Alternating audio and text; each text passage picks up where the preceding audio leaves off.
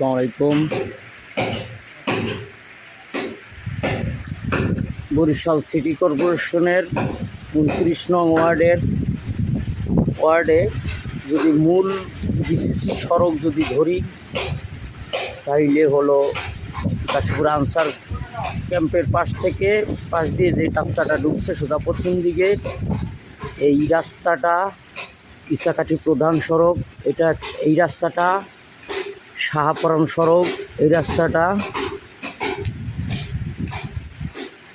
শাহপরান সড়ক। এই রাস্তাটা আরেকটা হলো যাইয়া বিভাগীয় কমিশনার অফিসের উত্তর পাশ থেকে এই একটা রাস্তা। আমরা যদি 1, 2, 3, 4টা এই 4টা রাস্তা ধরি, কারণ কাশীপুর বাজার থেকে পশ্চিম দিকে যেটা গেছে ওইটা আসলে 2 ওয়ার্ডের পড়া, 28 নং এবং 29 নং।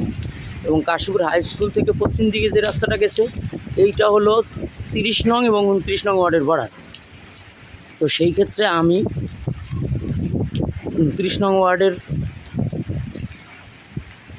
মূল সড়ক যেটা ধরবো সেটা হলো কাশীপুর আনসার ক্যাম্পের পাশ থেকে একটা, ইসাকাঠি প্রধান সড়ক একটা, 2টা, শাহপরান সড়ক একটা, 3টা, আর আনসারের বিভাগীয় কমিশনের উত্তর পাশের একটা, 4টে রাস্তা।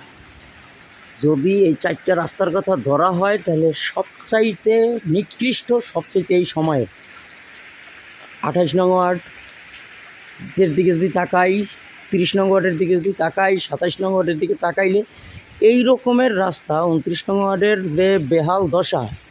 কাশীপুর আনসার ক্যাম্পের পাশ থেকে কালকের আমি রাতে হুন্ডা নিয়ে ঢুকতে যাইয়া তো আসলে খুব খারাপ এক বিব্রতকর পরিস্থিতি পড়ছে। এরকম পরিস্থিতি চলতে থাকলে আসলে এত তো যে কোনো সময় বড় ধরনের কোনো দুর্ঘটনা, যদি ভাগ্য বলো আমার গাড়ির টায়ারের বিট ছিল, যদি বিট না থাকতো তাহলে সেরেফ মারি ডাইরেক্ট, তাহলে অনেক বড় দুর্ঘটনা ঘটতে পারে। আসলে একটা দুর্ঘটনা ঘটলে এর দায়কে নিবে, তখন যে গাড়ি তারই নিতে হবে, বা জীবন দিলেও তারই দিতে হবে।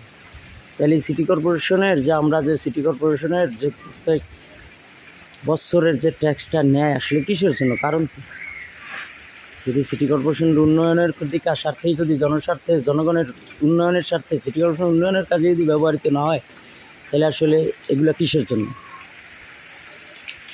এবং সবচেয়ে মজার বিষয় হলো এই যে বিসিসি সড়ক, এই কাশীপুর হাই স্কুলের পশ্চিম দিকের এই যে এয়ারটেল টাওয়ার সড়ক যেটাকে বলে, এই রোডে কিন্তু পানির কোনো লাইন নেই, কোনো সাপ্লাই পানির কোনো লাইন নাই। অথচ প্রত্যেকটা বিল্ডিংয়ে যা কাজ চলতেছে, প্রত্যেকটা বিল্ডিংয়েই এই পানির বিল অ্যাড হয়ে যাইতেছে এবং পানির বিল বাধ্য